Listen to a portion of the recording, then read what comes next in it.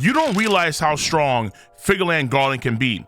And we have more information now about the power scheme of the Holy Land and what they could do that is giving us more insight, I think, on what Otis said 4 months ago. What did Otis say 4 months ago? Well, it was in that Q&A.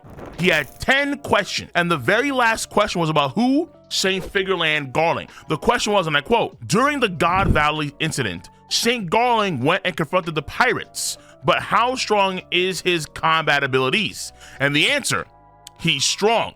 There's a reason for his strength. So we have updated information about the Holy Land's abilities as of latest chapters of One Piece, and when we go back to Oda's quotes, we can actually kind of glean more about what Garling can do and why he's so damn powerful, freakishly powerful, to the point where he could be the strongest asset in terms of combat skills that the world government has to offer. That would even include the Seraphim, Holy Knights, the other elders, admirals, and potentially even Fleet Admiral Akainu. Yes, it is possible where, let's say, outside of Emu, it is St. Figarland Garling who stands on top of the world government in terms of combat ability. And because he hasn't done a single thing in terms of combat, obviously we have no real feats to gauge off of what he can do. But there are things in the story that can help indicate us how powerful he is. And there are three main parts to this.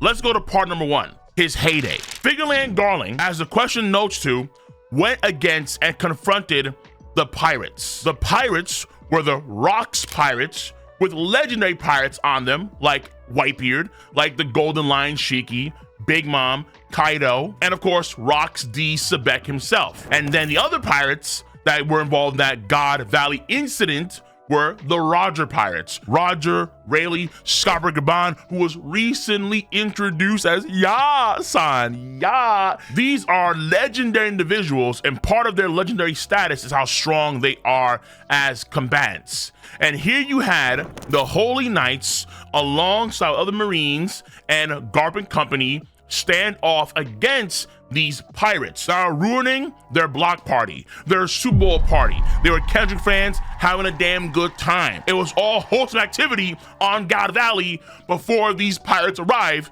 to ruin the fun. But one of the main stars of that party was undeniably St. Figarland Garling, who was winning the most beer pong games at the party. He was phenomenal. He was the chosen one. And no other Holy Knight was matching what Garling was doing on God Valley during the Hunger Games. So when you carry this over to when the Rocks and Roger pull up, you would assume quite easily that he was doing the best, he was doing the most damage, he was stalling or he was clashing with the most pirates, he was kicking ass far more so than any other Holy Knight on the island. When we go back to the Shanks and Whitebeard conversation, as folks have noted to now, instead of Roger that gave Whitebeard his scars, he could be referring to Garling. Though to be fair, when we do see him talk to Shanks, we have a lot of scars on Whitebeard's body, but we don't see any real noticeable scars on his body during the Odin flashback. And the Odin flashback is after God Valley. So maybe that was a miss on the editor's part, Oda's part, who knows? Maybe the scars don't really have any value. Maybe that idea of seeing Shanks getting that old scar flaring up, maybe that has no real relevance. And maybe Garling never did actually wound / scar Whitebeard. So in this situation, I would lean way more towards Roger than Garling, because we do see before Roger passed away, Whitebeard and Roger had a meeting when they were drinking sake under these cherry blossom trees. And we do see a large scar, a large cut going down the center of Whitebeard's chest, well past God Valley. Fair enough. He did face off with these very powerful pirates in their heydays. Was Roger or Whitebeard at their peak powers? Probably not. Was Roxy Sebek? Probably was. Did he fight, clash with Sebek during God Valley?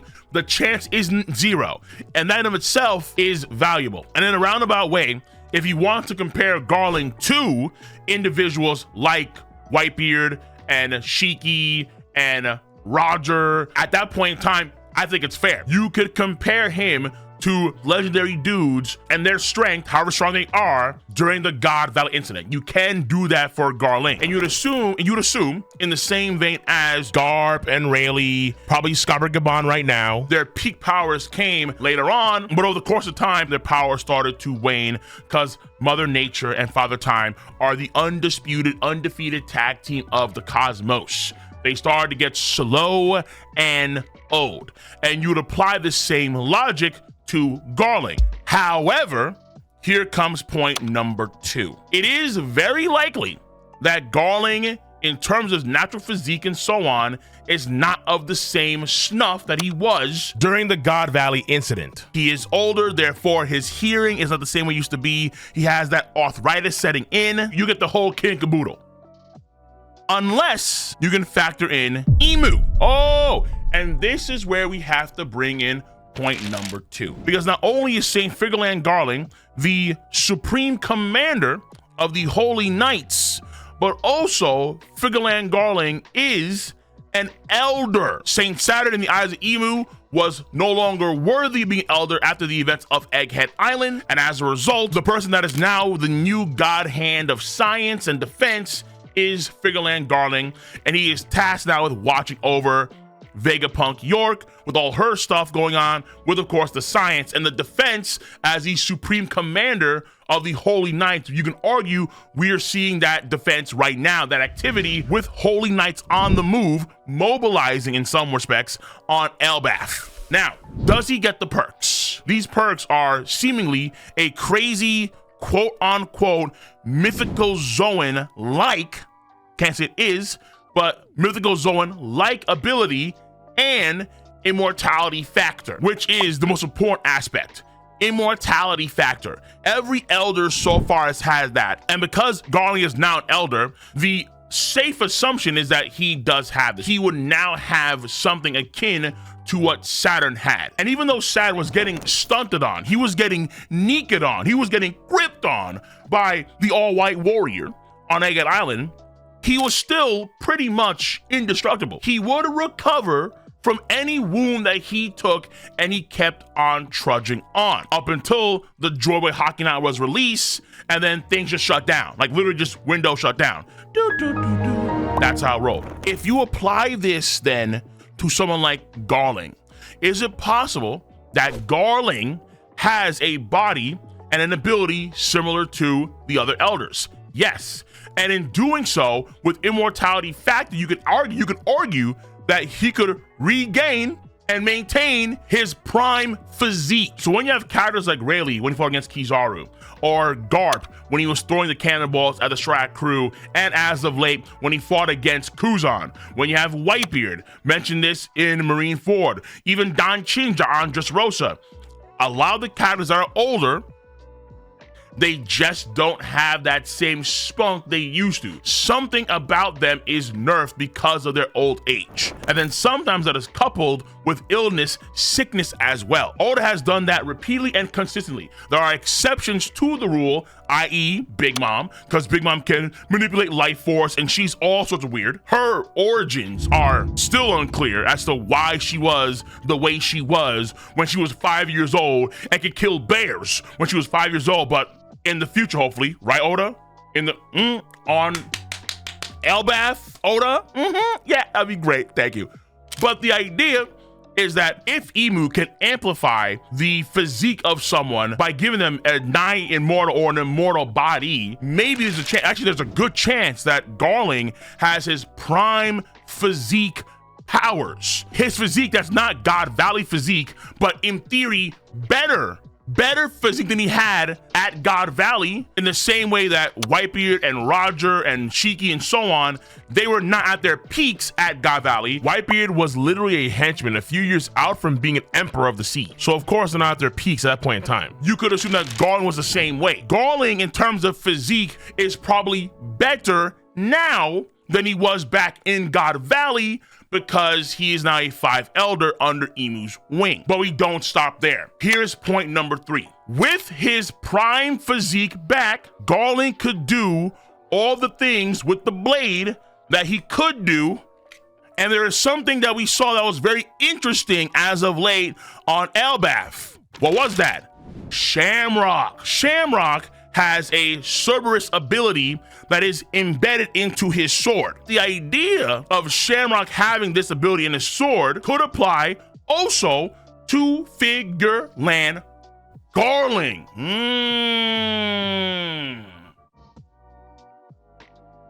Keep it. Garling is the supreme commander of the Holy Knights.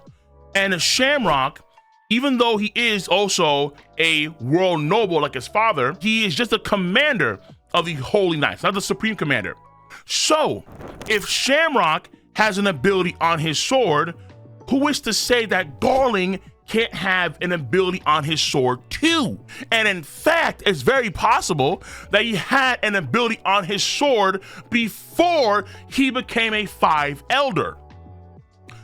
Remember, when St. J. Garcia Saturn arose to the position of 5 Elder, he was notified, unbeknownst to the other 5 Elders, he was notified that he was going to be a 5 Elder. Who notified him? Who contacted Garling to let Garling know that he was going to be in the spot and not J. Garcia Saturn? The only thing that would have the authority to even bypass, go under the radar of the 5 Elders themselves in the Holy Land would be Emu. Emu probably contacted Garling, maybe telepathically, because we do see the Elders themselves talk to each other telepathically, and does have some trust, some connection with Garling, because Emu may have given Garling an ability in his saber in the same vein as Shamrock now, who has an ability in his saber. If the commander has an ability in his saber, why not the supreme commander? And that ability, in theory, in Garling's saber could have been, let's say, what also kept Garling as a very powerful person for all this time. Hence Oda saying in his Q&A, he's strong, and there's a reason for that. Because even though he was older, Emu had granted him powers in his blade, particularly given his former prestige as a holy knight, the champion of God Valley, and an individual that has done everything according to the book and hasn't missed a beat. Even when it comes to punching other celestial dragons like Mio's guard, who was going against the grain and therefore got crucified and executed. So you see now how we get to a position where Garling may have, 1, his prime physique back, because 2, he was granted immortality / enhanced body by Emu, with 3, a unique ability, some sort of mythical Zoan type power, some kind, and then 4, like his son Shamrock, probably already had a power from Emu within his saber. So he probably has 2 powers that were granted him by Emu, 1 in his body, 1 in his sword, his prime strength back with that immortality factor. Bro.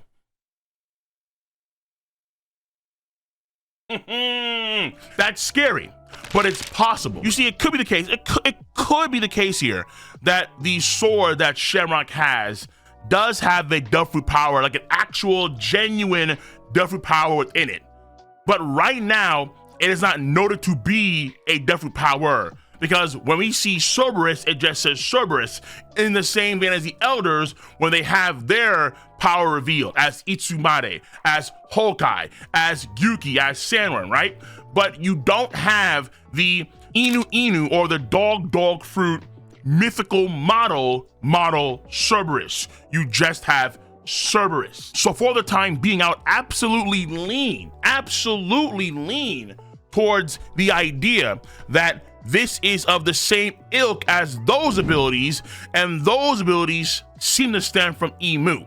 It could be a actual devil fruit, which I think would make it less likely that Figarland Garling would have a power in his sword. Not impossible, but less likely. But if it's Emu granted, Figarland Garling is double tapping or triple tapping, if you want to include the immortality factor, he could be at least double tapping the powers of Emu. And that, on the battlefield, would be a tremendously terrifying sight to behold. And it'd be even scarier if there is a unique synergy between his body's power and his sword's power. Like, for example, if there's some sort of legendary yokai pair where, let's say, Garling is the moon, his body is the moon, and then his sword has some sort of yokai that gains extra strength from the moon, like a great ape from Dragon Ball Z. This is not impossible. It's just applying what you see in the story so far to Figarland Garling, and it's all within the paradigm of what Emu and the Holy Knights / world government can do. It's all there. And that's why I said what I said. You don't realize how powerful Figarland Garling could be.